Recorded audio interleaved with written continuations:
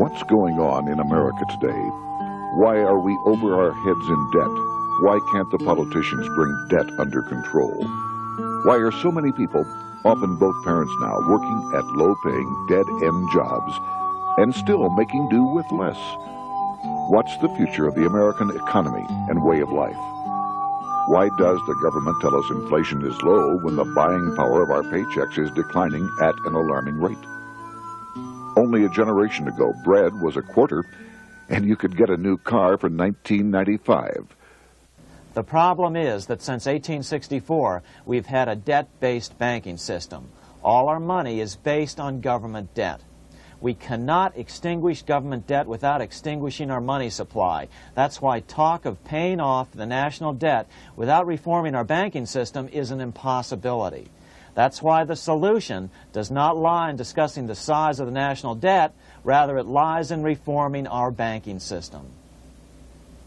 This is the Federal Reserve headquarters in Washington. It sits on this very impressive address, right on Constitution Avenue, right across from the Lincoln Memorial. But is it federal? Is it really part of the United States government? Well, what we're about to show you is that there's nothing federal about the Federal Reserve, and there are no reserves. The name is a deception created back before the Federal Reserve Act was passed in 1913 to make Americans think that America's central bank operates in the public interest. The truth is that the Federal Reserve is a private bank owned by private stockholders and run purely for their private profit. That's exactly correct. The Fed is a privately owned for-profit corporation which, again, has no reserves, at least no reserves available to back up the Federal Reserve notes, which is our common currency. Oh, absolutely. The Federal Reserve is neither federal and has doubtful reserves. It's a private bank that is owned by member banks. And it was chartered under the guise of deceit by an act of Congress in 1913.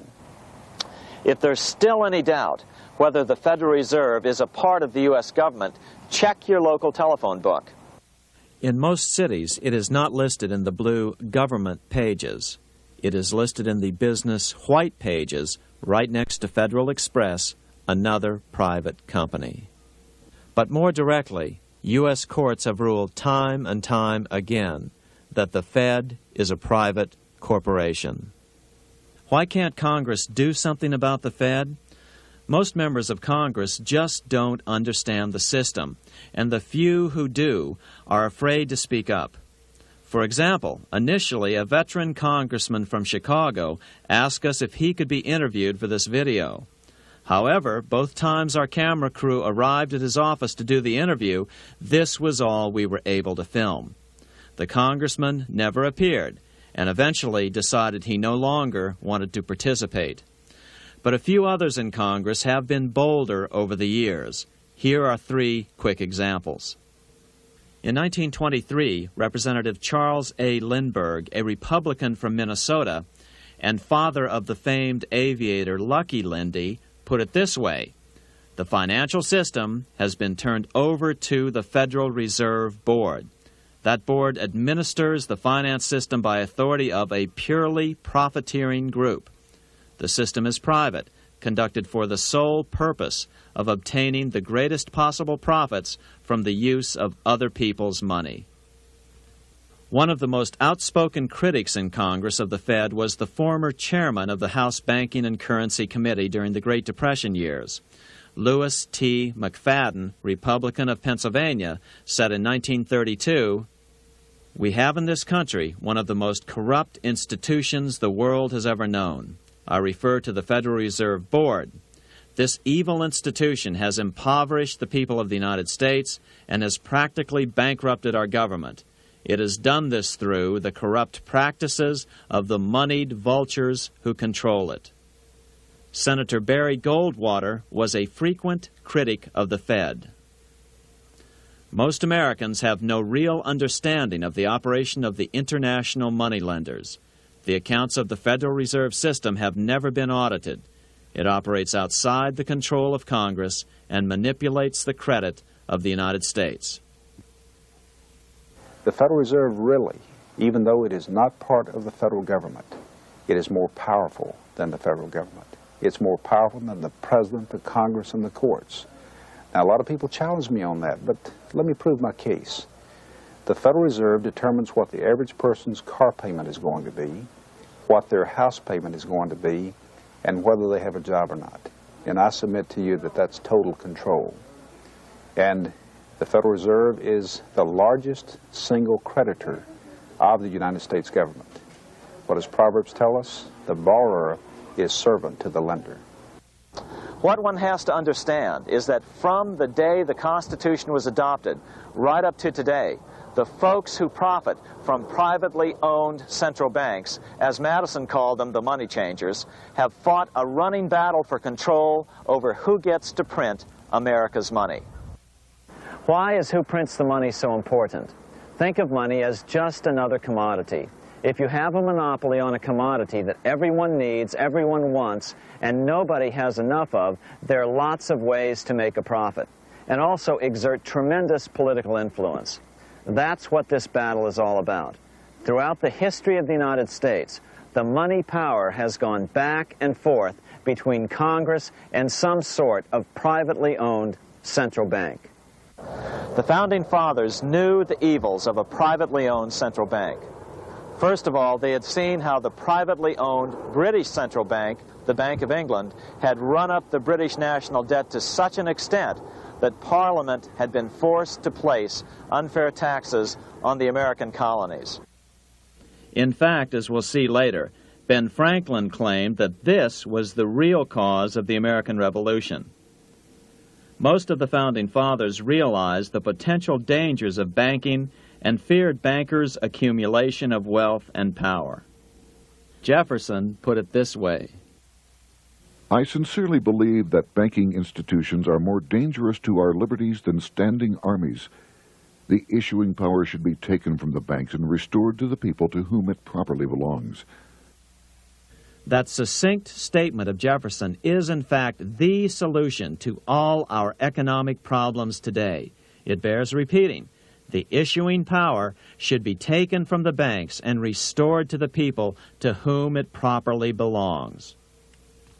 James Madison, the main author of the Constitution, agreed. Interestingly, he called those behind the central bank scheme money changers. Madison strongly criticized their actions. History records that the money changers have used every form of abuse, intrigue, deceit, and violent means possible to maintain their control over governments by controlling money and its issuance.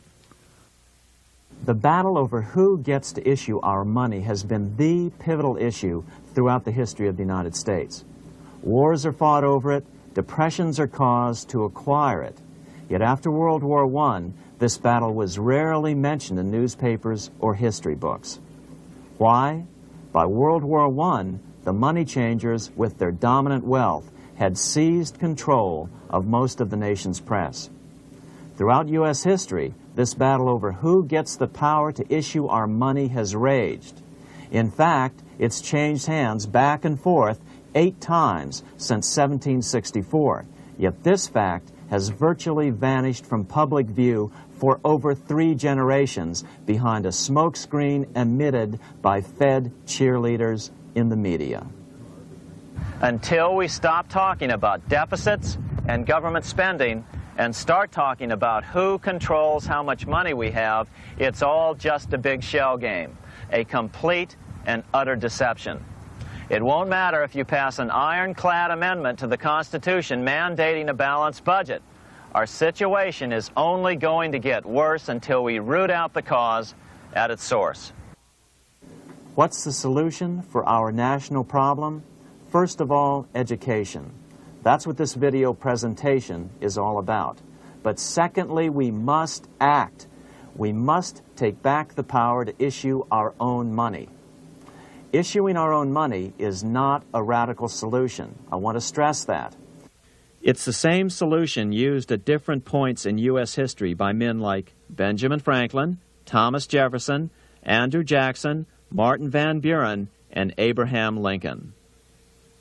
So, to sum it up, in 1913, Congress gave an independent central bank, deceptively named the Federal Reserve, a monopoly over issuing America's money, and the debt generated by this quasi-private corporation is what is killing the American economy. Though the Federal Reserve is now the most powerful central bank in the world, it was not the first. So where did this idea come from? To really understand the magnitude of the problem, we have to travel back to Europe. Just who are these money changers James Madison spoke of? In the Bible, 2,000 years ago, Jesus drove the money changers from the temple. It was the only time Jesus used force during his ministry. What were money changers doing in the temple?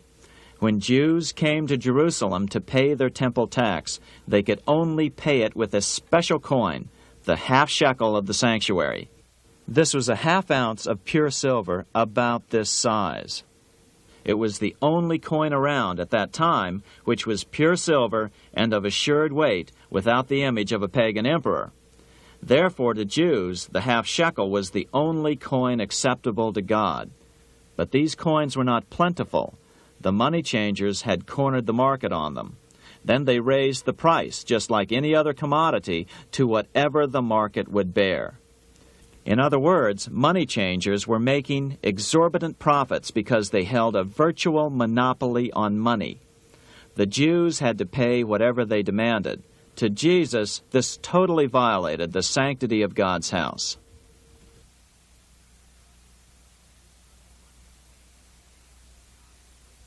But the money-changing scam did not originate in Jesus' day. 200 years before Christ, Rome was having trouble with money changers. 2 early Roman emperors had tried to diminish the power of the money changers by reforming usury laws and limiting land ownership to 500 acres. They were both assassinated. In 48 BC, Julius Caesar took back the power to coin money from the money changers and minted coins for the benefit of all. With this new, plentiful supply of money, he built great public works projects. By making money plentiful, Caesar won the love of the common man. But the money changers hated him. Some believe this was an important factor in Caesar's assassination. One thing is for sure, with the death of Caesar came the demise of plentiful money in Rome. Taxes increased, as did corruption. Just as in the case of America today, usury and debased coin became the rule. Eventually, the Roman money supply was reduced by 90%. As a result, the common people lost their lands and their homes, just as is about to happen soon in America. With the demise of plentiful money, the masses lost confidence in the Roman government and refused to support it. Rome plunged into the gloom of the Dark Ages.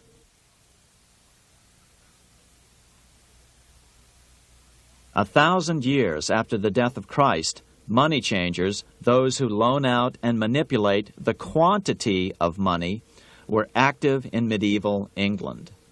In fact, they were so active that acting together, they could manipulate the entire English economy. These were not bankers per se. The money changers generally were the goldsmiths. They were the first bankers because they started keeping other people's gold for safekeeping in their vaults. The first paper money was merely a receipt for gold left at the goldsmith. Paper money caught on because it was more convenient than carrying around a lot of heavy gold and silver coins. Eventually, goldsmiths noticed that only a small fraction of the depositors ever came in and demanded their gold at any one time. Goldsmiths started cheating on the system. They discovered that they could print more money than they had gold, and usually no one would be the wiser. Then they could loan out this extra money and collect interest on it. This was the birth of fractional reserve banking. That is, loaning out many times more money than you have assets on deposit. So, if $1,000 in gold were deposited with them, they could loan out about $10,000 in paper money and draw interest payments on it, and no one would ever discover the deception. By this means, goldsmiths gradually accumulated more and more wealth and used this wealth to accumulate more and more gold. Today, this practice of loaning out more money than there are reserves is known as fractional reserve banking. Every bank in the United States is allowed to loan out at least 10 times more money than they actually have. That's why they get rich on charging, let's say, 8% interest. It's not really 8% per year, which is their income. It's 80%. That's why bank buildings are always the largest in town. But does that mean that all interest or all banking should be illegal? Hardly. In the Middle Ages, canon law, the law of the Catholic Church, forbade charging interest on loans. This concept followed the teachings of Aristotle and St. Thomas Aquinas. They taught that the purpose of money was to serve the members of society, to facilitate the exchange of goods needed to lead a virtuous life. Interest, in their belief, hindered this purpose by putting an unnecessary burden on the use of money. In other words, interest was contrary to reason and justice. Reflecting church law in the Middle Ages, Europe forbade charging interest on loans and made it a crime called usury. As commerce grew, and therefore opportunities for investment arose in the late Middle Ages, it came to be recognized that to loan money had a cost for the lender, both in risk and in lost opportunity. So some charges were allowed, but not interest per se. But all moralists, no matter what religion, condemn fraud, oppression of the poor, and injustice as clearly immoral. As we will see, fractional reserve lending is rooted in a fraud, results in widespread poverty, and reduces the value of everyone else's money. The ancient goldsmiths discovered that extra profits could be made by rowing the economy between easy money and tight money. When they made money easier to borrow, then the amount of money in circulation expanded. Money was plentiful. People took out more loans to expand their businesses. But then the money changers would tighten the money supply. They would make loans more difficult to get. What would happen? Just what happens today. A certain percentage of people could not repay their previous loans and could not take out new loans to repay the old ones. Therefore, they went bankrupt and had to sell their assets to the goldsmiths for pennies on the dollar. The same thing is still going on today. Only today, we call this rowing of the economy up and down the business cycle. Like Julius Caesar, King Henry I of England finally resolved to take the money power away from the goldsmiths about 1100 A.D. Henry could have used anything as money, seashells, feathers, or even yak dung, as is often done in remote Tibetan provinces. But he invented one of the most unusual money systems in history. It was called the tally stick system. Here I have one of the few surviving examples of this form of British money, which lasted 726 years until 1826, a tally stick. The tally system was adopted to avoid the monetary manipulation of the goldsmiths. Tally sticks were money fabricated out of sticks of polished wood. Notches were cut along one edge of the stick to indicate the denominations. Then the stick was split lengthwise through the notches so that both pieces still had a record of the notches. The king kept one half to protect against counterfeiting. Then he would spend the other half into the economy and they would circulate as money. This particular tally stick is huge. It represented 25,000 pounds. One of the original stockholders in the Bank of England purchased his original shares with this stick. In other words, he bought shares in the world's richest and most powerful corporation with a stick of wood. It's ironic that after its formation in 1694, the Bank of England attacked the tally stick system because it was money outside the power of the money changers, just as King Henry had wanted it to be. Why do people accept sticks of wood for money? That's a great question. Throughout history, people traded anything they thought had value and used as money. You see, the secret is that money is only what people agree on to use as money. What's our paper money today? It's really just paper. But here's the trick. King Henry ordered that tally sticks had to be used to pay the king's taxes. This built-in demand for tally sticks immediately made them circulate and be accepted as money. And they worked well. In fact, no other form of money has worked so well for so long as tally sticks. Keep in mind, the British Empire was built under the tally stick system. The tally stick system succeeded despite the fact that the money changers constantly attacked it by offering the metal coin system as competition. In other words, metal coins never went completely out of circulation, but tally sticks hung on because they were good for the payment of taxes. Finally, in the 1500s, King Henry VIII relaxed the laws concerning usury, and the money changers wasted no time reasserting themselves.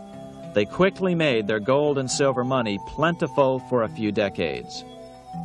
But when Queen Mary took the throne and tightened the usury laws again, the money changers renewed the hoarding of gold and silver coins, forcing the economy to plummet. When Queen Mary's sister, Queen Elizabeth I, took the throne, she was determined to regain control over English money. Her solution was to issue gold and silver coins from the public treasury and take the control over the money supply away from the money changers. Although control over money was not the only cause of the English Revolution in 1642, religious differences fueled the conflict. Monetary policy played a major role. Financed by the money changers, Oliver Cromwell finally overthrew King Charles, purged the Parliament, and put the king to death. The money changers were immediately allowed to consolidate their financial power. The result was that for the next 50 years, the money changers plunged Great Britain into a series of costly wars. They took over a square mile of property in the center of London, known as the City of London. This area today is still known as one of the 3 predominant financial centers of the world. Conflicts with the Stuart kings led the money changers in England to combine with those in the Netherlands to finance the invasion of William of Orange, who overthrew the Stuarts in 1688 and took the English throne.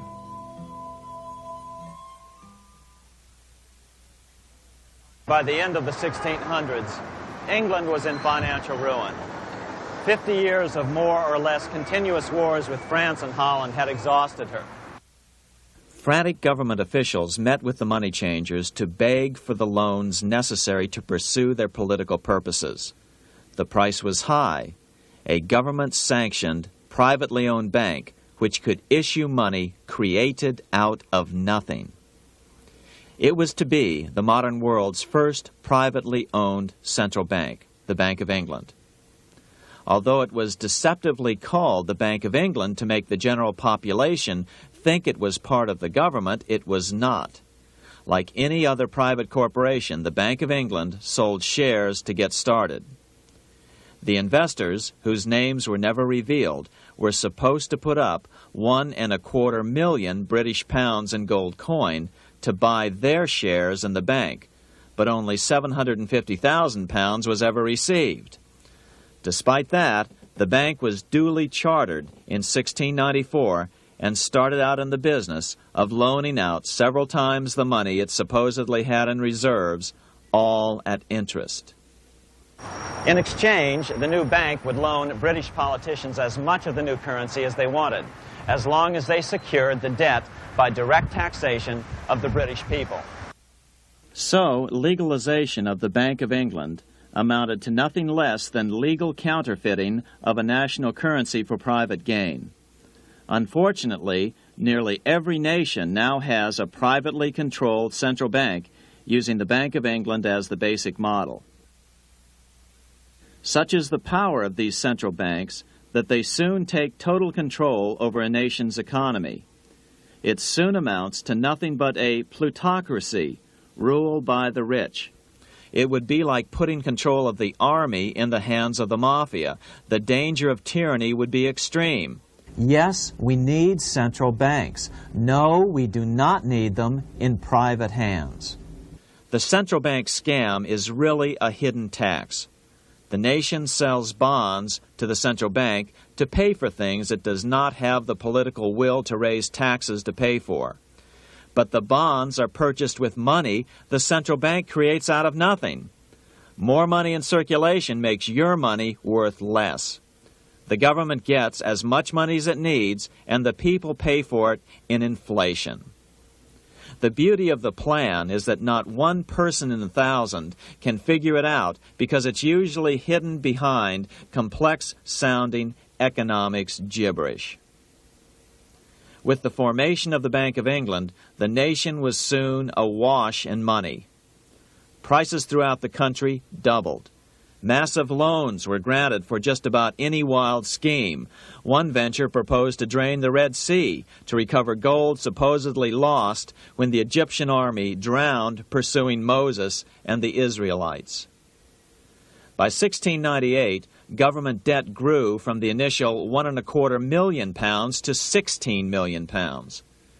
Naturally, taxes were increased and then increased again to pay for all of this. With the British money supply firmly in their grip, the British economy began a wild roller coaster series of booms and depressions, exactly the sort of thing a central bank claims it is determined to prevent. There are two things which I think are intrinsic not just to the Bank of England but to central banking generally.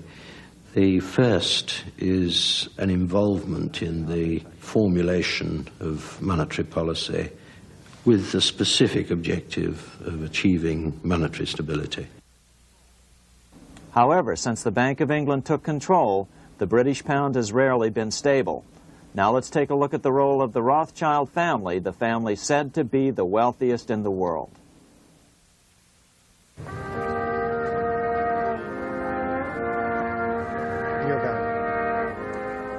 This is Frankfurt, Germany. 50 years after the Bank of England opened its doors, a goldsmith named Amschel Moses Bauer opened a coin shop, a counting house, in 1743. And over the door he placed a sign depicting a Roman eagle on a red shield. The shop became known as the Red Shield Firm, or in German, Rothschild. When his son, Amschel Meyer Bauer, inherited the business, he decided to change his name to Rothschild. Amschel soon learned that loaning money to governments and kings was more profitable than loaning to private individuals. Not only were the loans bigger, but they were secured by the nation's taxes. Mayer Rothschild had 5 sons.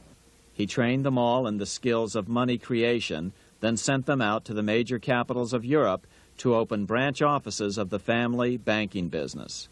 His first son, Amschel Meyer, stayed in Frankfurt to mind the hometown bank. His second son, Solomon, was sent to Vienna. His third son, Nathan, was clearly the most clever. He was sent to London at age 21 in 1798, 100 years after the founding of the Bank of England. His fourth son, Karl, went to Naples, and his fifth son, Jacob, went to Paris. In 1785, Mayer Amschel moved his entire family to this larger house, a 5-story dwelling he shared with the Schiff family. This house was known as the Green Shield. The Rothschilds and the Schiffs would play a central role in the rest of European financial history and in that of the United States. The Rothschilds broke into dealings with European royalty here at Wilhelmshof, the palace of the wealthiest man in Germany. In fact, the wealthiest monarch in all Europe, Prince William of Hesse-Kassel. At first, the Rothschilds were only helping William speculate in precious coins. But when Napoleon chased Prince William into exile, he sent £550,000, a gigantic sum at that time, to Nathan Rothschild in London with instructions for him to buy consols, British government bonds, also called government stock. But Rothschild used the money for his own purposes. With Napoleon on the loose, the opportunities of wartime investments were nearly limitless. William returned here sometime prior to the Battle of Waterloo in 1815. He summoned Rothschild and demanded his money back. The Rothschilds returned William's money with the interest the British consuls would have paid him had the investment actually been made. But the Rothschilds kept all the past profits they had made using William's money. Nathan Rothschild later bragged that in the 17 years he'd been in England, he'd increased his original £20,000 stake given to him by his father by 2,500 times. By cooperating within the family, the Rothschilds soon grew unbelievably wealthy. By the mid-1800s, they dominated all European banking and were certainly the wealthiest family in the world. They financed Cecil Rhodes, making it possible for him to establish a monopoly over the diamond and gold fields of South Africa.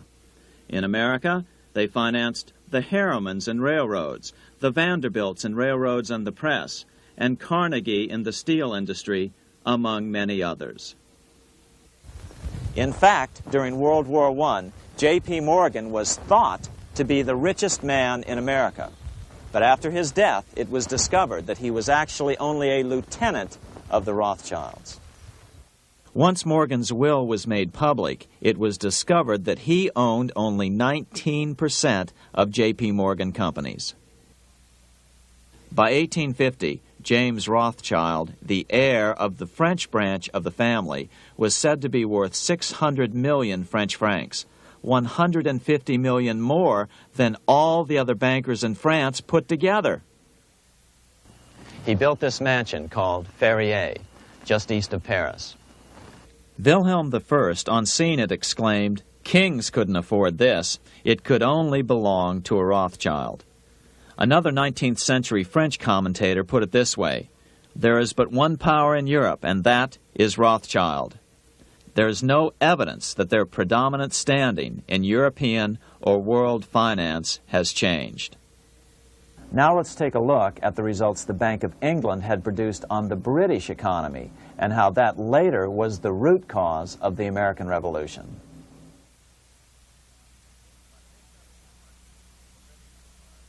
By the mid-1700s, the British Empire was nearing its height of power around the world. But Britain had fought 4 costly wars in Europe since the creation of their privately owned central bank, the Bank of England. The cost had been high. To finance these wars, the British Parliament here had borrowed heavily from the bank.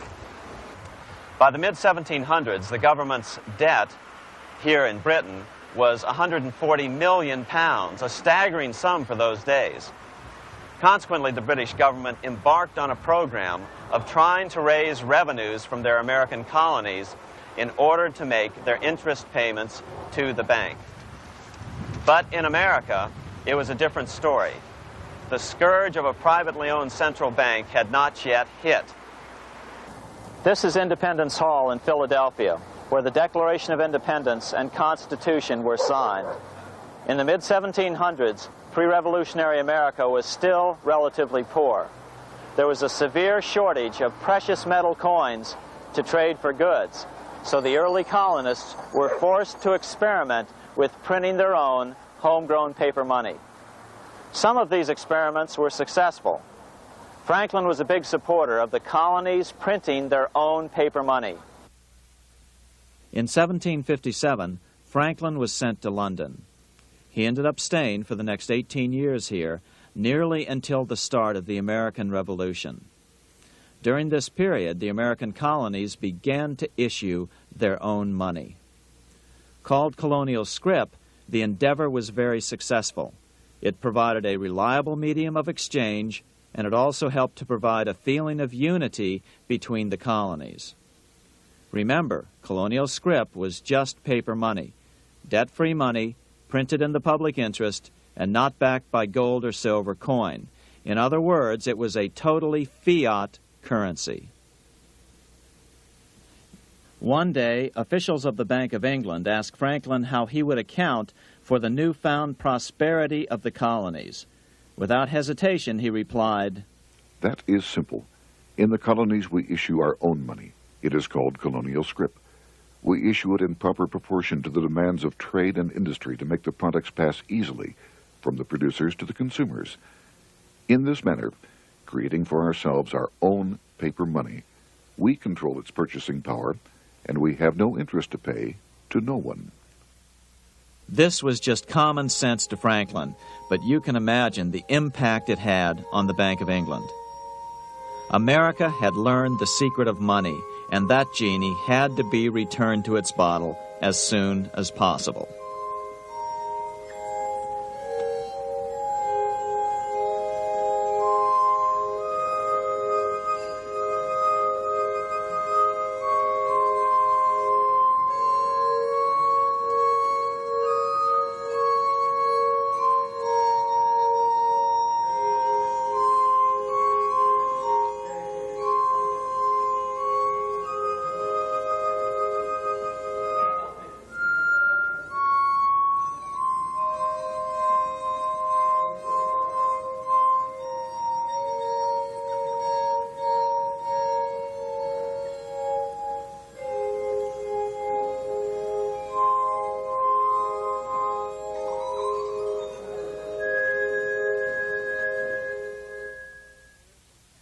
As a result, Parliament hurriedly passed the Currency Act of 1764.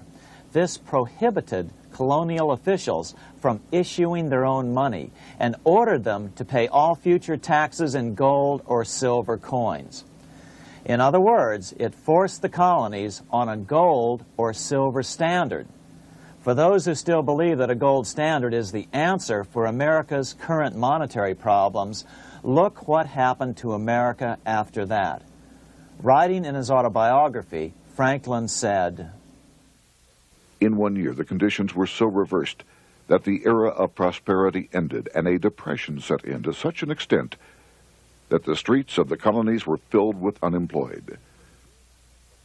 Franklin claims that this was even the basic cause for the American Revolution. As Franklin put it in his autobiography, The colonies would gladly have borne a little tax on tea and other matters had it not been that England took away from the colonies their money, which created unemployment and dissatisfaction.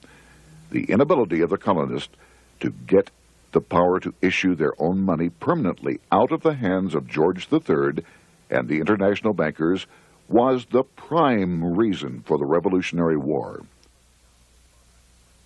by the time the first shots were fired in Lexington, Massachusetts, on April 19, 1775, the colonies had been drained of gold and silver coin by British taxation. As a result, the Continental government had no choice but to print money to finance the war.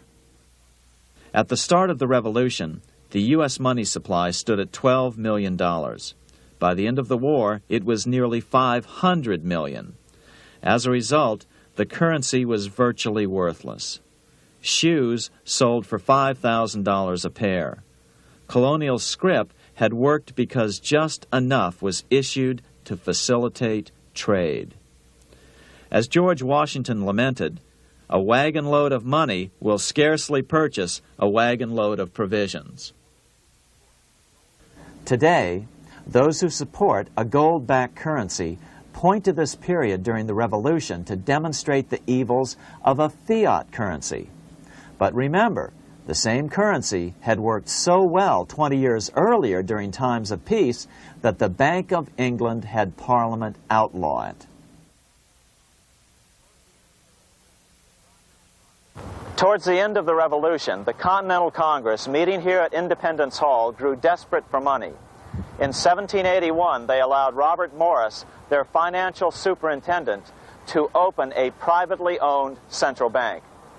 Incidentally, Morris was a wealthy man who had grown wealthier during the Revolution by trading in war materials. Called the Bank of North America, the new bank was closely modeled after the Bank of England. It was allowed to practice fractional reserve banking. That is, it could lend out money it didn't have, then charge interest on it. If you or I were to do that, we would be charged with fraud, a felony. The bank's charter called for private investors to put up $400,000 worth of initial capital.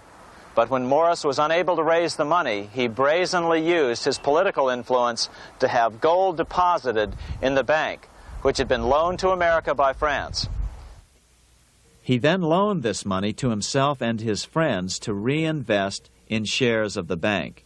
And, like the Bank of England, the bank was given a monopoly over the national currency. Soon the dangers became clear. The value of American currency continued to plummet. So, 4 years later, in 1785, the bank's charter was not renewed. The leader of the effort to kill the bank, William Findley of Pennsylvania, explained the problem this way, quote, "This institution, having no principle but that of avarice, will never be varied in its object, to engross all the wealth, power, and influence of the state." The men behind the Bank of North America, Alexander Hamilton, Robert Morris, and the bank's president, Thomas Whiling, did not give up. Only 6 years later, Hamilton, then Secretary of the Treasury, and his mentor, Morris, rammed a new privately owned central bank through the new Congress. Called the First Bank of the United States, Thomas Whiling again served as the bank's president. The players were the same, only the name of the bank was changed.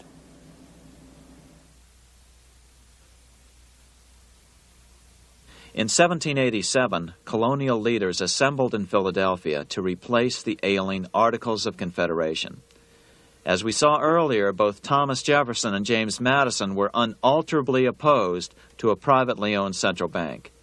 They had seen the problems caused by the Bank of England. They wanted nothing of it. As Jefferson later put it, "If the American people ever allow private banks to control the issue of their currency, first by inflation, then by deflation, the banks and the corporations which grow up around them will deprive the people of all property until their children wake up homeless on the continent their fathers conquered." During the debate over the future monetary system, another one of the founding fathers, Gouverneur Morris, castigated the motivations of the owners of the Bank of North America. Gouverneur Morris headed the committee that wrote the final draft of the Constitution. Morris knew the motivations of the bank well. Along with his old boss, Robert Morris, Gouverneur Morris and Alexander Hamilton were the ones who had presented the original plan for the Bank of North America to the Continental Congress in the last year of the Revolution. In a letter he wrote to James Madison on July 2nd, 1787, Gouverneur Morris revealed what was really going on. "The rich will strive to establish their dominion and enslave the rest. They always did. They always will. They will have the same effect here as elsewhere if we do not, by the power of government, keep them in their proper spheres." Despite the defection of Gouverneur Morris from the ranks of the bank, Hamilton, Robert Morris, Thomas Whiling, and their European backers were not about to give up. They convinced the bulk of the delegates to the Constitutional Convention to not give Congress the power to issue paper money. Most of the delegates were still reeling from the wild inflation of the paper currency during the Revolution. They had forgotten how well colonial scrip had worked before the war. But the Bank of England had not.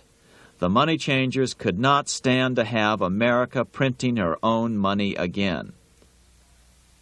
So the Constitution is silent on the matter. This grievous defect left the door wide open for the money changers, just as they had planned.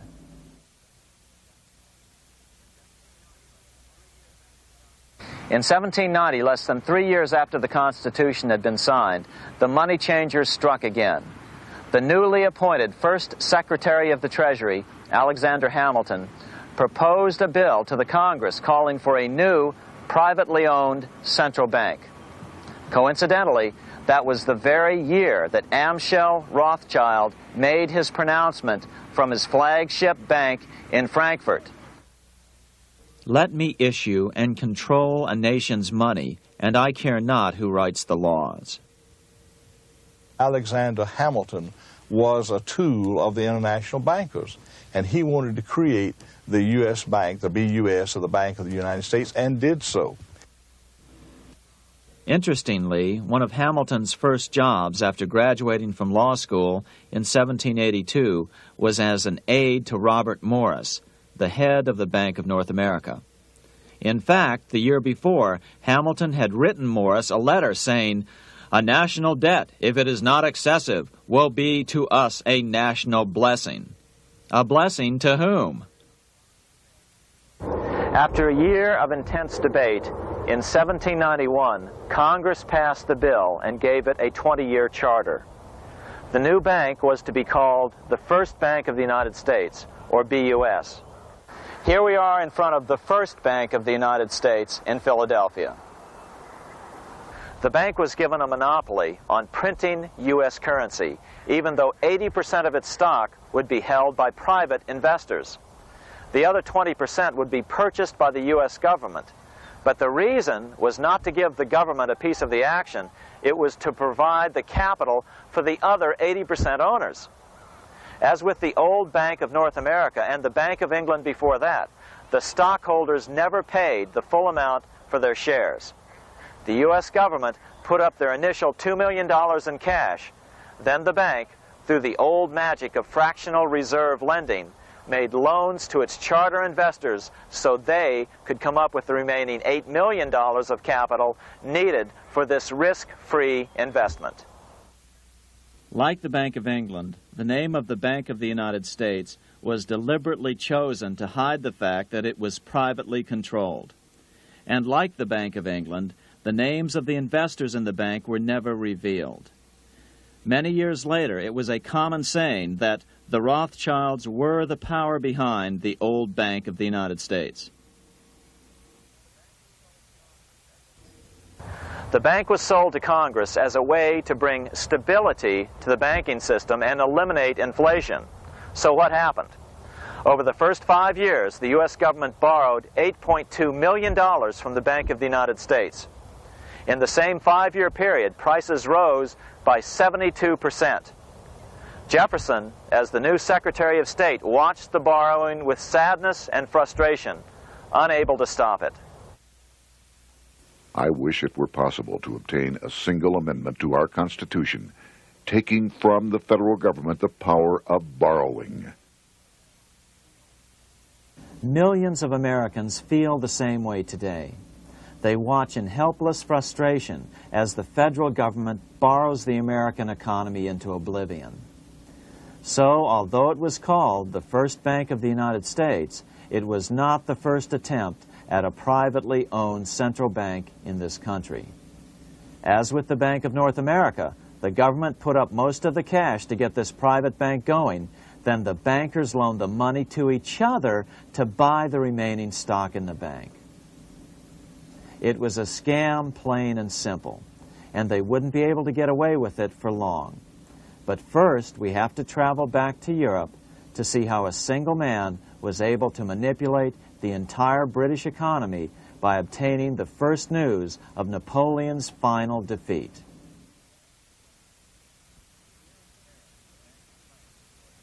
Here in Paris, the Bank of France was organized in 1800, just like the Bank of England. But Napoleon decided France had to break free of debt, and he never trusted the Bank of France. He declared that when a government is dependent upon bankers for money, the bankers, not the leaders of the government, are in control. The hand that gives is above the hand that takes. Money has no motherland. Financiers are without patriotism and without decency. Their sole object is gain. Back in America, unexpected help was about to arrive. In 1800, Thomas Jefferson narrowly defeated John Adams to become the third president of the United States. By 1803, Jefferson and Napoleon had struck a deal. The U.S. would give Napoleon $3 million in gold in exchange for a huge chunk of territory west of the Mississippi River, the Louisiana Purchase. With that $3 million, Napoleon quickly forged an army and set off across Europe, conquering everything in his path. But the Bank of England quickly rose to oppose him. They financed every nation in his path, reaping the enormous profits of war. Prussia, Austria, and finally Russia all went heavily into debt in a futile attempt to stop Napoleon. 4 years later, with the main French army in Russia, 30-year-old Nathan Rothschild, the head of the London office of the Rothschild family, personally took charge of a bold plan to smuggle a much-needed shipment of gold right through France to finance an attack by the Duke of Wellington from Spain. Nathan later bragged at a dinner party in London that it was the best business he'd ever done. Little did he know that he would do much better business in the near future. Wellington's attacks from the south and other defeats eventually forced Napoleon to abdicate, and Louis XVIII was crowned king. Napoleon was exiled to Elba, a tiny island off the coast of Italy, supposedly exiled from France forever.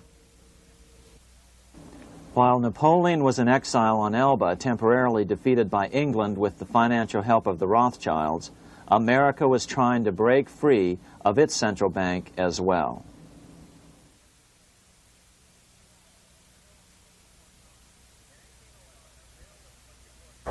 In 1811, a bill was put before Congress to renew the charter of the Bank of the United States.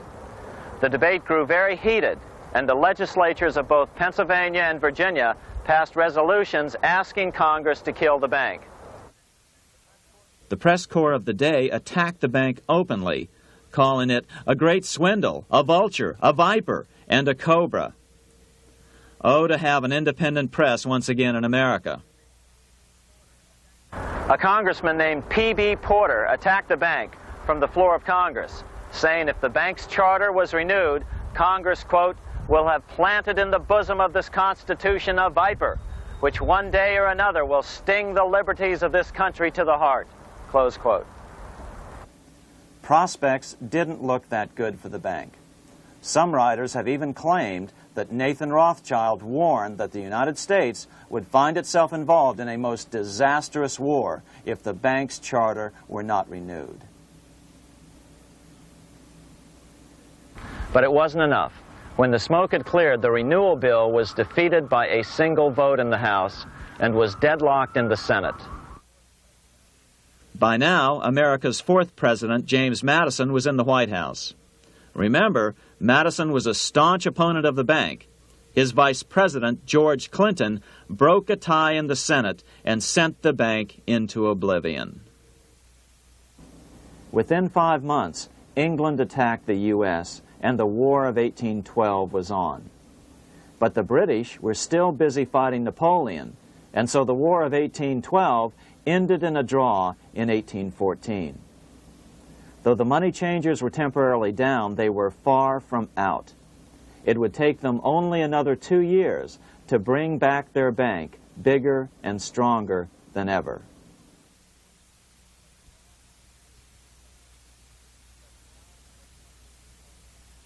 But now let's return to Napoleon, because nothing else in history more aptly demonstrates the ingenuity of the Rothschild family than their control of the British stock market after Waterloo.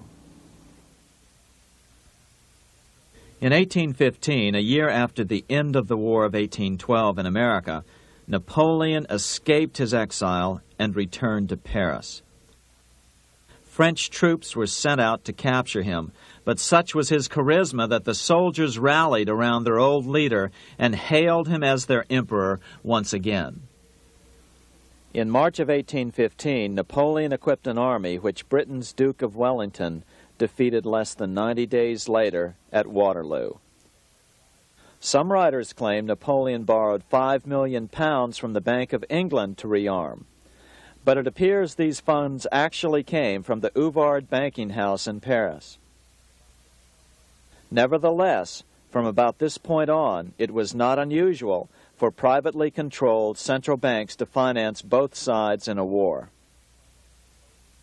Why would a central bank finance opposing sides in a war? Because war is the biggest debt generator of them all. A nation will borrow any amount for victory. The ultimate loser is loaned just enough to hold out the vain hope of victory, and the ultimate winner is given enough to win. Besides, such loans are usually conditioned upon the guarantee that the victor will honor the debts of the vanquished.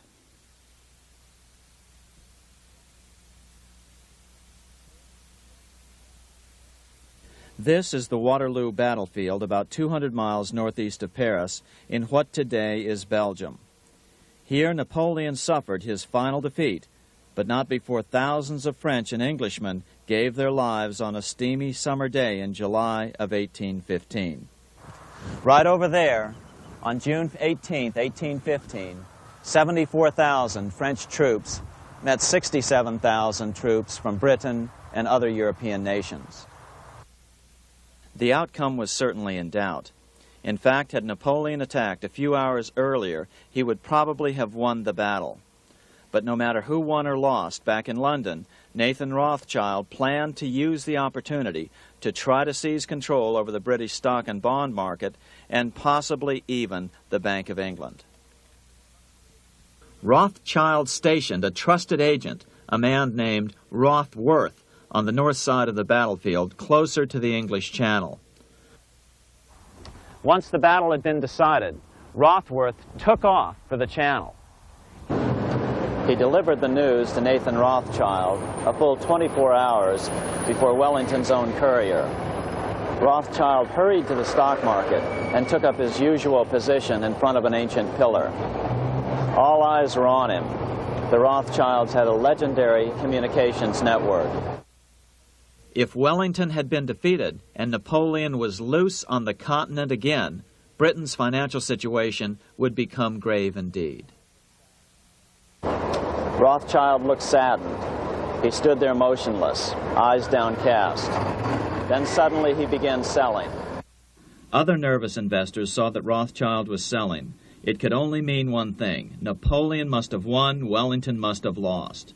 The market plummeted. Soon everyone was selling their consols, their British government bonds, and prices dropped sharply. But then Rothschild started secretly buying up the consols through his agents for only a fraction of their worth hours before. Myths, legends, you say? 100 years later, the New York Times ran a story which said that Nathan's grandson had attempted to secure a court order to suppress a book with this stock market story in it. The Rothschild family claimed the story was untrue and libelous, but the court denied the Rothschilds' request and ordered the family to pay all court costs. What's even more interesting about this story is that some authors claim that the day after the Battle of Waterloo, in a matter of hours, Nathan Rothschild came to dominate not only the bond market, but the Bank of England as well. Whether or not the Rothschild family seized control of the Bank of England, the first privately owned central bank in a major European nation and the wealthiest, one thing is certain. By the mid-1800s, the Rothschilds were the richest family in the world, bar none. They dominated the new government bond markets and branched into other banks and industrial concerns. In fact, the rest of the 19th century was known as the Age of the Rothschilds. Despite this overwhelming wealth, the family has generally cultivated an aura of invisibility. Although the family controls scores of industrial, commercial, mining, and tourist corporations, only a handful bear the Rothschild name.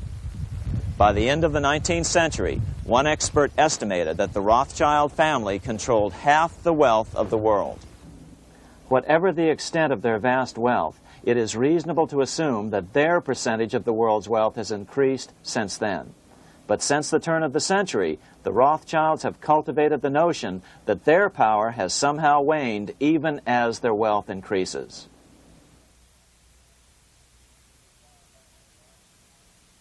Meanwhile, back in Washington in 1816, just 1 year after Waterloo and Rothschild's alleged takeover of the Bank of England, the American Congress passed a bill permitting yet another privately owned central bank. This bank was called the Second Bank of the United States. The new bank's charter was a copy of the previous bank's. The U.S. government would own 20% of the shares of the bank. Of course, the federal share was paid by the Treasury up front into the bank's coffers.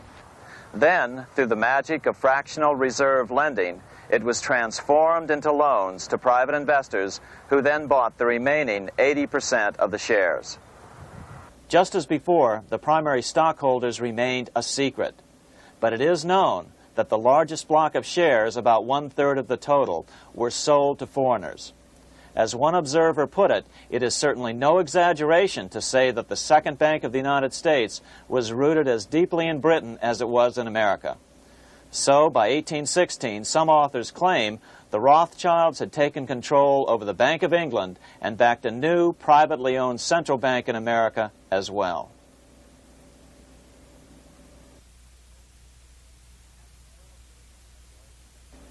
After 12 years of manipulations of the U.S. economy on the part of the Second Bank of the U.S., the American people had had just about enough. Opponents of the bank nominated a dignified senator from Tennessee, Andrew Jackson, the hero of the Battle of New Orleans, to run for president.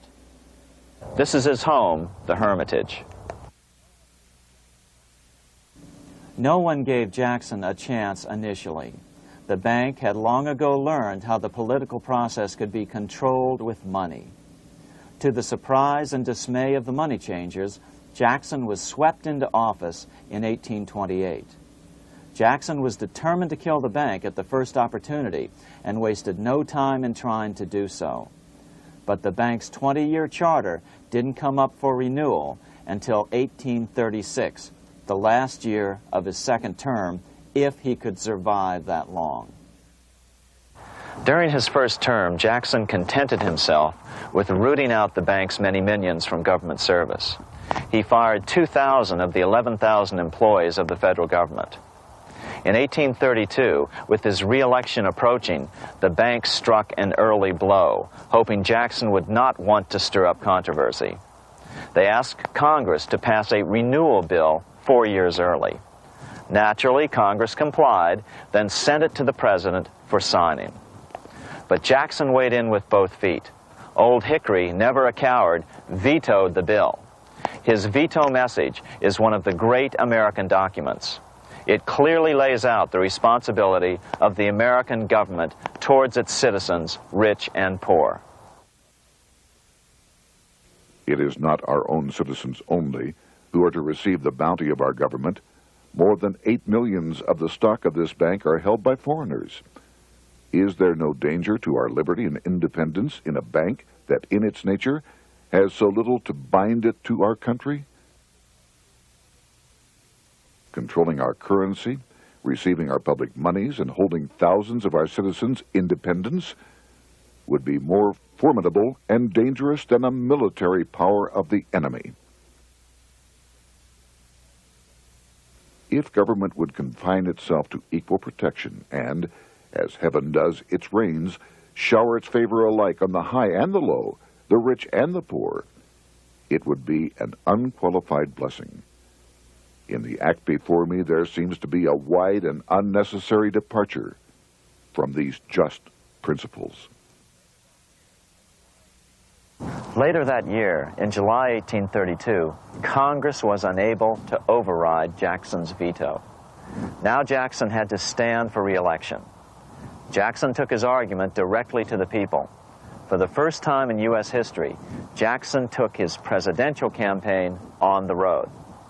Before then, presidential candidates stayed at home and looked presidential. His campaign slogan was "Jackson and no bank." The National Republican Party ran Senator Henry Clay against Jackson. Despite the fact that the bankers poured over $3 million into Clay's campaign, Jackson was reelected by a landslide in November of 1832. Despite his presidential victory, Jackson knew the battle was only beginning. "The hydra of corruption is only scotched, not dead," said the newly elected president. Jackson ordered his new Secretary of Treasury, Lewis McLean, to start removing the government's deposits from the second bank and start placing them in state banks. But McLean refused to do so. Jackson fired him and appointed William J. Duane as the new Secretary of the Treasury. Duane also refused to comply with the president's requests, and so Jackson fired him as well and then appointed Roger B. Taney to the office. Taney did withdraw government funds from the bank starting on October 1st, 1833. Jackson was jubilant. "I have it chained. I'm ready with screws to draw every tooth and then the stumps." But the bank was not yet done fighting. Its head, Nicholas Biddle, used his influence to get the Senate to reject Taney's nomination. Then, in a rare show of arrogance, Biddle threatened to cause a depression if the bank was not rechartered. This worthy president thinks that because he has scalped Indians and imprisoned judges, he is to have his way with the bank. He is mistaken. Next, in an unbelievable fit of honesty for a central banker, Biddle admitted that the bank was going to make money scarce to force Congress to restore the bank. Nothing but widespread suffering will produce any effect on Congress. Our only safety is in pursuing a steady course of firm restriction, and I have no doubt that such a course will ultimately lead to restoration of the currency and the recharter of the bank. What a stunning revelation. Here was the pure truth, revealed with shocking clarity. Biddle intended to use the money contraction power of the bank to cause a massive depression until America gave in. Unfortunately, this has happened time and time again throughout U.S. history and is about to happen again in today's world. Nicholas Biddle made good on his threat. The bank sharply contracted the money supply by calling in old loans and refusing to extend new ones. A financial panic ensued, followed by a deep depression. Naturally, Biddle blamed Jackson for the crash, saying that it was caused by the withdrawal of federal funds from the bank. Unfortunately, his plan worked well. Wages and prices sagged. Unemployment soared along with business bankruptcies. The nation quickly went into an uproar. Newspaper editors blasted Jackson in editorials. The bank threatened to withhold payments, which then could be made directly to key politicians for their support. Within only months, Congress assembled in what was called the panic session. 6 months after he had withdrawn funds from the bank, Jackson was officially censured by a resolution which passed the Senate by a vote of 26 to 20. It was the first time a president had ever been censured by Congress. Jackson lashed out at the bank. "You are a den of vipers. I intend to rout you out, and by eternal God, I will rout you out." America's fate teetered on a knife edge. If Congress could muster enough votes to override Jackson's veto, the bank would be granted another 20-year monopoly or more over America's money, time enough to consolidate its already great power. Then a miracle occurred. The governor of Pennsylvania came out supporting President Jackson and strongly criticized the bank. On top of that, Biddle had been caught boasting in public about the bank's plan to crash the economy. Suddenly, the tide shifted. In April of 1834, the House of Representatives voted 134 to 82 against rechartering the bank. This was followed up by an even more lopsided vote to establish a special committee to investigate whether the bank had caused the crash. When the investigating committee arrived at the bank's door in Philadelphia, armed with a subpoena to examine the books, Biddle refused to give them up. Nor would he allow inspection of correspondence with congressmen relating to their personal loans and advances he'd made to them. He also refused to testify before the committee back in Washington. On January 8th, 1835, Jackson paid off the final installment on the national debt, which had been necessitated by allowing the banks to issue currency for government bonds rather than simply issuing treasury notes without such debt. He was the only president to ever pay off the debt.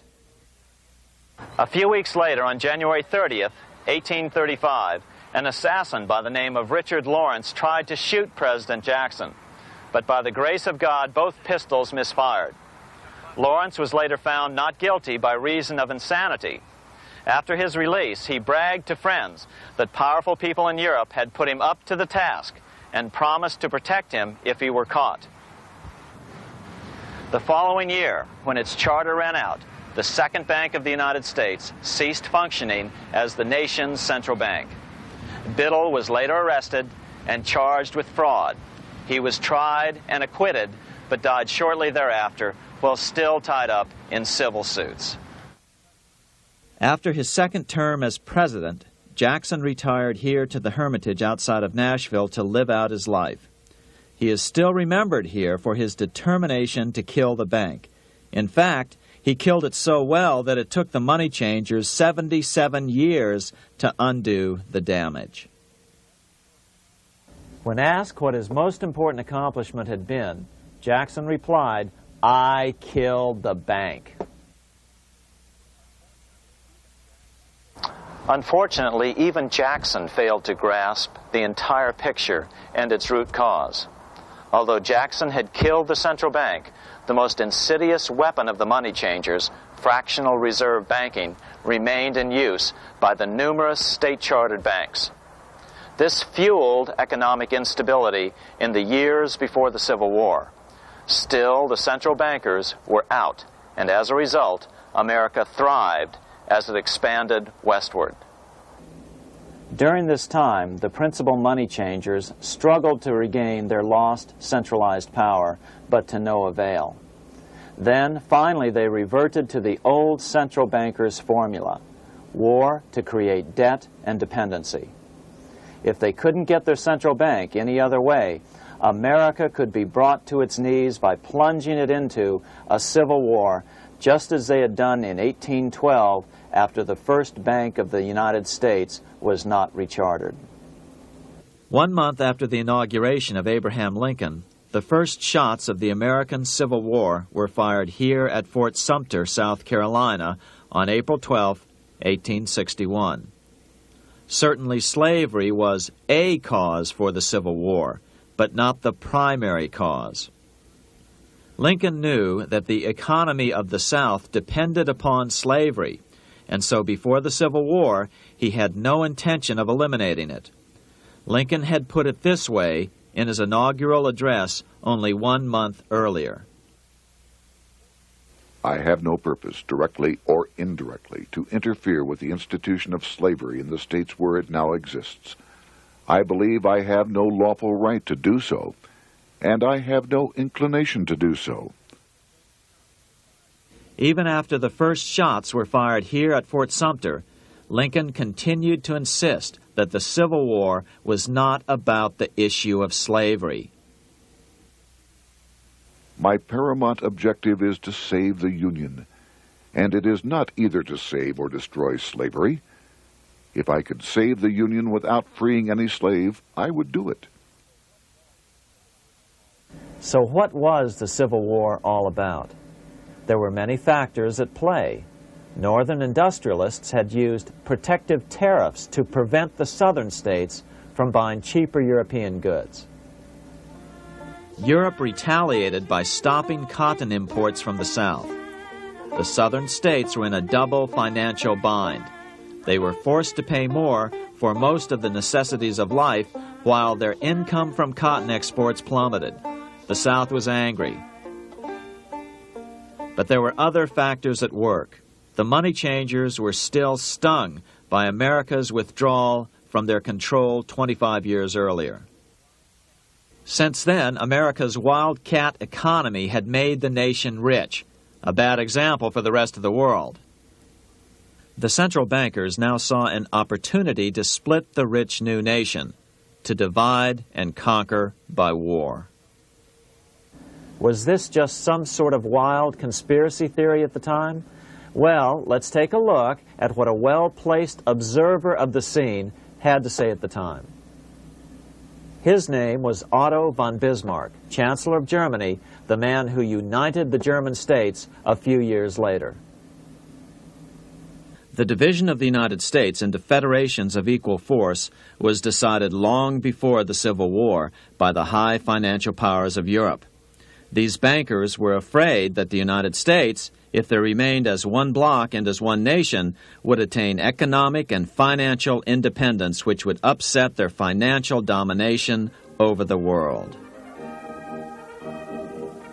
Within months after the first shots here at Fort Sumter, the central bankers loaned Napoleon III of France, the nephew of the Waterloo Napoleon, 210 million francs to seize Mexico and station troops along the southern border of the U.S., taking advantage of their war to violate the Monroe Doctrine and return Mexico to colonial rule. No matter what the outcome of the Civil War, a weakened America, heavily indebted to the money changers, would open up Central and South America once again to European colonization and domination. The very thing America's Monroe Doctrine had forbade in 1823. At the same time, Great Britain moved 11,000 troops into Canada and positioned them menacingly along America's northern border. The British fleet went to war alert should their quick intervention be called for. Lincoln knew he was in a double bind. That's why he agonized over the fate of the Union. There was a lot more to it than just differences between the North and the South. That's why his emphasis was always on union and not merely the defeat of the South. But Lincoln needed money to win. In 1861, Lincoln and his Secretary of Treasury, Salmon P. Chase, went to New York to apply for the necessary loans. The money changers, anxious to see the Union fail, offered loans at 24 to 36% interest. Lincoln said thanks, but no thanks, and returned to Washington. Lincoln sent for an old friend, Colonel Dick Taylor of Chicago, and put him on the problem of financing the war. During one meeting, Lincoln asked Taylor what he'd discovered. Taylor put it this way. Why, Lincoln, that is easy. Just get Congress to pass a bill authorizing the printing of full legal tender treasury notes, and pay your soldiers with them, and go ahead and win your war with them also. When Lincoln asked if the people of the United States would accept the notes, Taylor said, "The people, or anyone else, will not have any choice in the matter if you make them full legal tender. They will have the full sanction of the government and be just as good as any money, as Congress is given that express right by the Constitution." So that's exactly what Lincoln did. In 1862-63, he printed up $450 million worth of the new bills. In order to distinguish them from other banknotes in circulation, he printed them in green ink on the back side. That's why the notes were called greenbacks. With this new money, Lincoln paid the troops and bought their supplies. During the course of the war, nearly $450 million worth of greenbacks were printed at no interest to the federal government. Lincoln understood who was really pulling the strings and what was at stake for the American people. This is how he explained his rationale. The government should create, issue, and circulate all the currency and credit needed to satisfy the spending power of the government and the buying power of consumers. The privilege of creating and issuing money is not only the supreme prerogative of government, but it is the government's greatest creative opportunity. By the adoption of these principles, the taxpayers will be saved immense sums of interest. Money will cease to be master and become the servant of humanity. A truly incredible editorial in the London Times explained the central bankers' attitude towards Lincoln's greenbacks. If this mischievous financial policy, which has its origins in North America, shall become indurated down to a fixture, then That government will furnish its own money without cost. It will pay off debts and be without debt. It will have all the money necessary to carry on its commerce. It will become prosperous without precedent in the history of the world. The brains and wealth of all countries will go to North America. That country must be destroyed, or it will destroy every monarchy on the globe. The scheme was effective, so effective that the next year, 1863, with Federal and Confederate troops beginning to mass for the decisive battle of the Civil War, and the Treasury in need of further congressional authority to issue more greenbacks, Lincoln allowed the bankers to push through the National Bank Act. These new national banks would operate under a virtual tax-free status and collectively had the exclusive monopoly power to create the new form of money, banknotes. Though greenbacks continued to circulate, their numbers were not increased. But most importantly, from this point on, the entire U.S. money supply would be created out of debt by bankers buying U.S. government bonds and issuing them for reserves for banknotes. As historian John Kenneth Galbraith explained it, in numerous years following the war, the federal government ran a heavy surplus. It could not, however, pay off its debt, retire its securities, because to do so meant there would be no bonds to back the national banknotes. To pay off the debt was to destroy the money supply. Later in 1863, Lincoln got some unexpected help from Tsar Alexander II of Russia. The Tsar, like Bismarck in Germany, knew what the international money changers were up to and had steadfastly refused to let them set up a central bank in Russia. If America survived and was able to remain out of their clutches, the Tsar's position would remain secure. If the bankers were successful at dividing America and giving the pieces back to Great Britain and France, both nations under control of their central banks, eventually they would threaten Russia again. So the Tsar gave orders that if either England or France actively intervened and gave aid to the South, Russia would consider such action as a declaration of war. He did the same with part of his Pacific Fleet and sent them to port in San Francisco. Lincoln was reelected the next year, 1864. Had he lived, he would surely have killed the national bank's money monopoly extracted from him during the war. On November 21, 1864, he wrote a friend the following. The money power preys upon the nation in times of peace and conspires against it in times of adversity. It is more despotic than monarchy, more insolent than autocracy, more selfish than bureaucracy. Shortly before Lincoln was murdered, his former Secretary of Treasury, Salmon P. Chase, bemoaned his role in helping secure the passage of the National Banking Act only 1 year earlier. My agency in promoting the passage of the National Banking Act was the greatest financial mistake in my life. It has built up a monopoly which affects every interest in the country.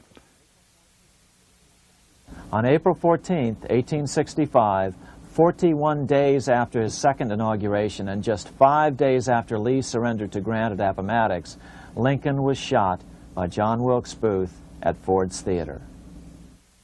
Bismarck, Chancellor of Germany, lamented the death of Abraham Lincoln.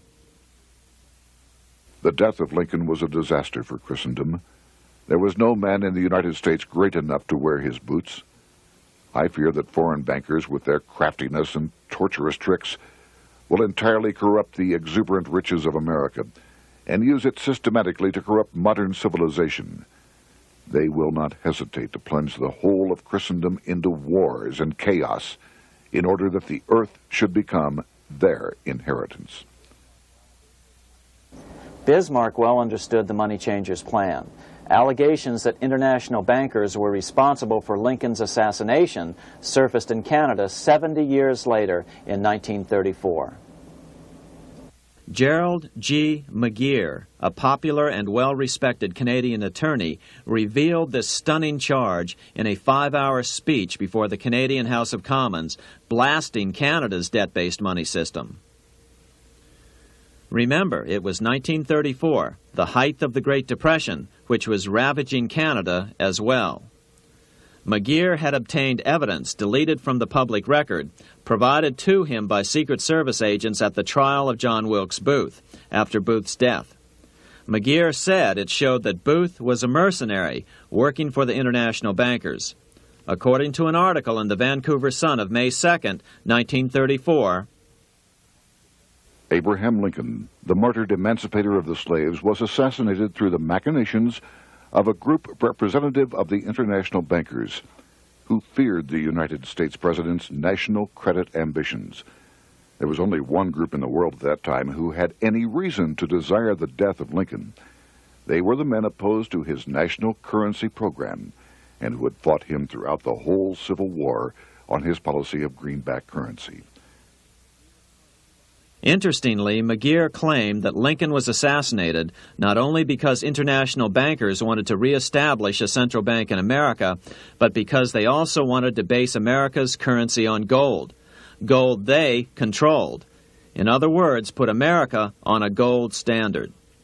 Lincoln had done just the opposite by issuing U.S. notes, greenbacks, which were based purely on the good faith and credit of the United States. The article quoted McGeer as saying, "They were the men interested in the establishment of the gold standard and the right of the bankers to manage the currency and credit of every nation in the world. With Lincoln out of the way, they were able to proceed with that plan and did proceed with it in the United States. Within 8 years after Lincoln's assassination, silver was demonetized and the gold standard money system set up in the United States."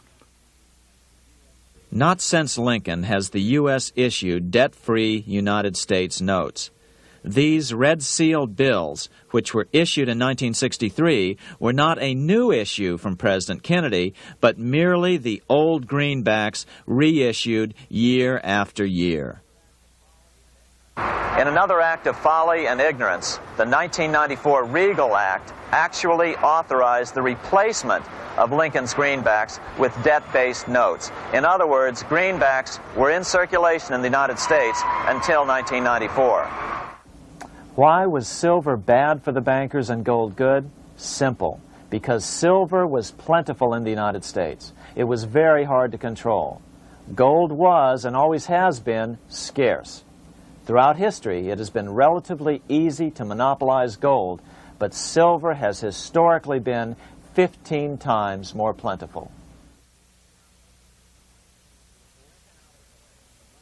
With Lincoln out of the way, the money changers' next objective was to gain complete control over America's money. This was no easy task. With the opening of the American West, silver had been discovered in huge quantities. On top of that, Lincoln's greenbacks were generally popular.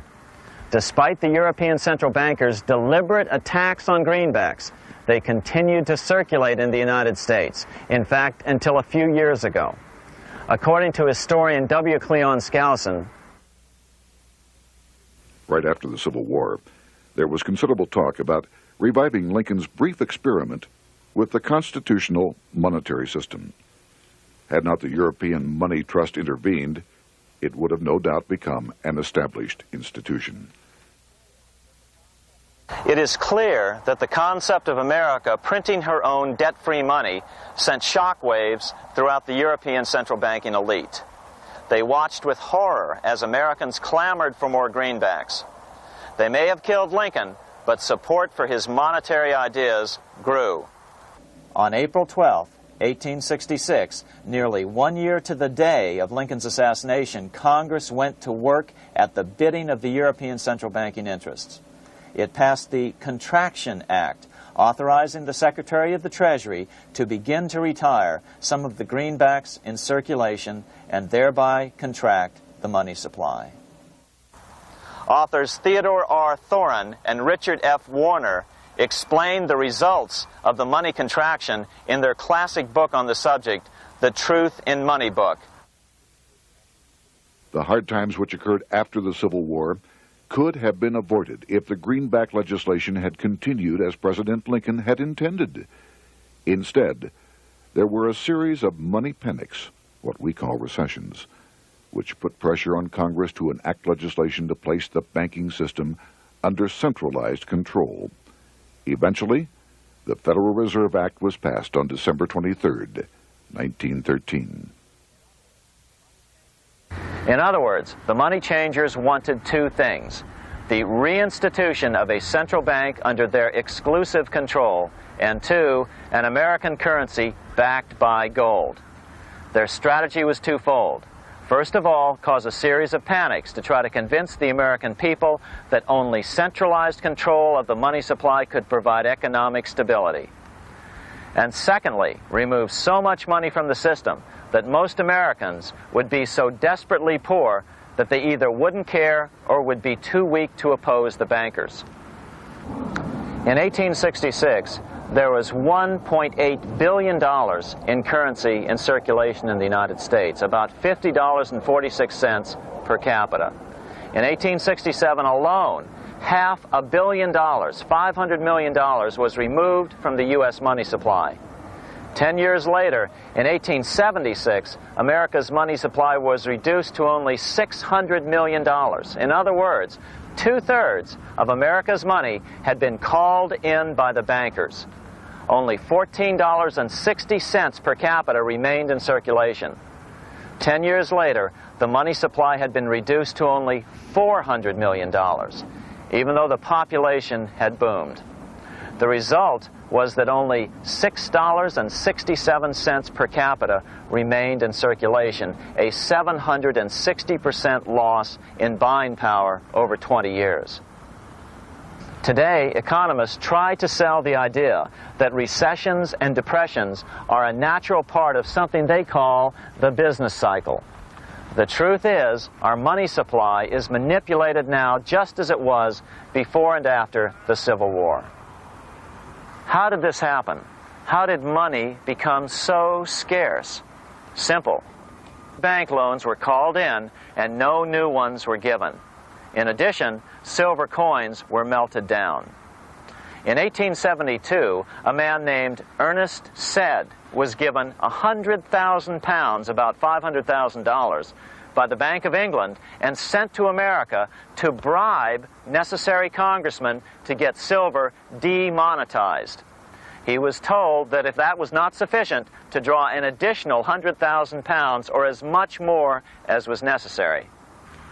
The next year, Congress passed the Coinage Act of 1873, and the minting of silver dollars abruptly stopped.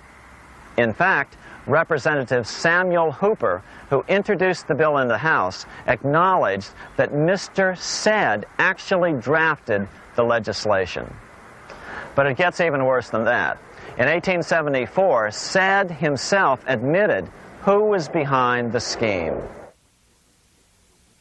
I went to America in the winter of 1872-73, authorized to secure, if I could, the passage of a bill demonetizing silver. It was in the interest of those I represented, the governors of the Bank of England, to have it done. By 1873, gold coins were the only form of coin money. But the contest over control of America's money was not yet over. Only 3 years later, in 1876, with 1/3 of America's workforce unemployed, the population was growing restless. People were clamoring for a return to the greenback money system of President Lincoln, or a return to silver money, anything that would make money more plentiful. That year, Congress created the United States Silver Commission to study the problem. Their report clearly blamed the monetary contraction on the national bankers. The report is interesting because it compares the deliberate money contraction by the national bankers after the Civil War to the fall of the Roman Empire. The disaster of the Dark Ages was caused by decreasing money and falling prices. Without money, civilization could not have had a beginning, and with a diminishing supply, it must languish, and unless relieved, finally perish. At the Christian era, the metallic money of the Roman Empire amounted to $1,800,000,000. By the end of the 15th century, it had shrunk to less than $200 million. History records no other such disastrous transition as that from the Roman Empire to the Dark Ages.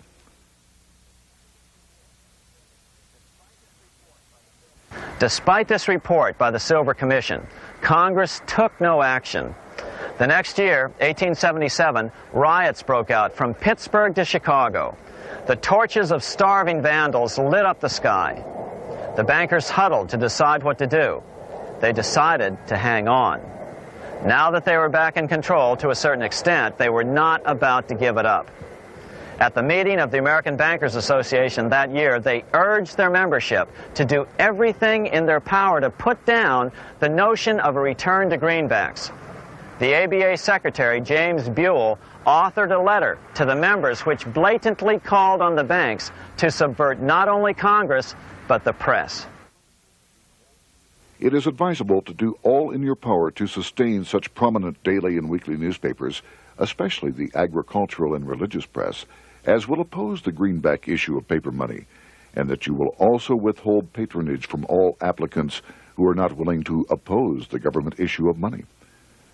To repeal the act creating banknotes or to restore to circulation the government issue of money will be to provide the people with money and will therefore seriously affect our individual profits as bankers and lenders. See your congressman at once and engage him to support our interest that we may control legislation. As political pressure mounted in Congress for change, the press tried to turn the American people away from the truth. The New York Tribune put it this way on January 10th, 1878. "The capital of the country is organized at last, and we will see whether Congress will dare to fly in its face." But it didn't work entirely. On February 28, 1878, Congress passed the Sherman Law, allowing the minting of a limited number of silver dollars, ending the 5-year hiatus. This did not end gold backing of the currency, however, nor did it completely free silver. Previous to 1873, anyone who brought silver to the U.S. Mint could have it struck into silver dollars free of charge. No longer. But at least some money began to flow back into the economy again. With no further threat to their control, the bankers loosened up on loans, and the post-Civil War depression was finally ended. 3 years later, the American people elected Republican James Garfield president. Garfield understood how the economy was being manipulated. As a congressman, he had been chairman of the Appropriations Committee and was a member of Banking and Currency. After his inauguration, he slammed the money changers publicly in 1881. Whoever controls the volume of money in any country is absolute master of all industry and commerce. And when you realize that the entire system is very easily controlled, one way or another, by a few powerful men at the top, you will not have to be told how periods of inflation and depression originate. Unfortunately, within a few weeks of making this statement, on July 2nd of 1881, President Garfield was assassinated.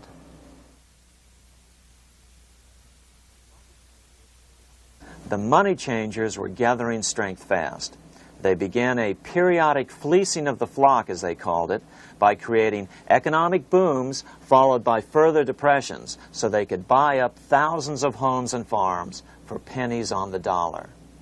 In 1891, the money changers prepared to take the American economy down again, and their methods and motives were laid out with shocking clarity in a memo sent out by the American Bankers Association, the ABA, an organization in which most bankers were members.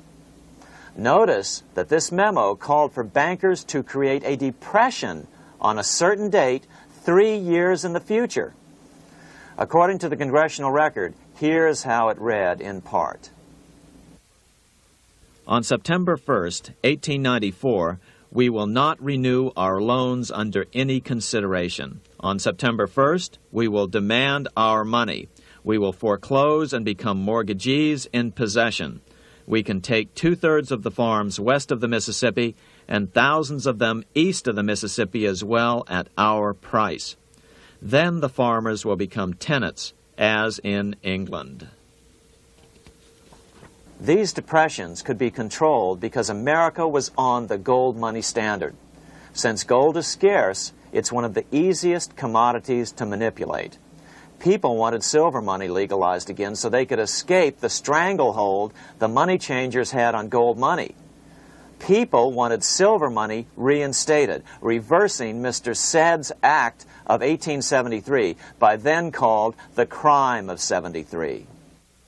By 1896, the issue of more silver money had become the central issue in the presidential campaign.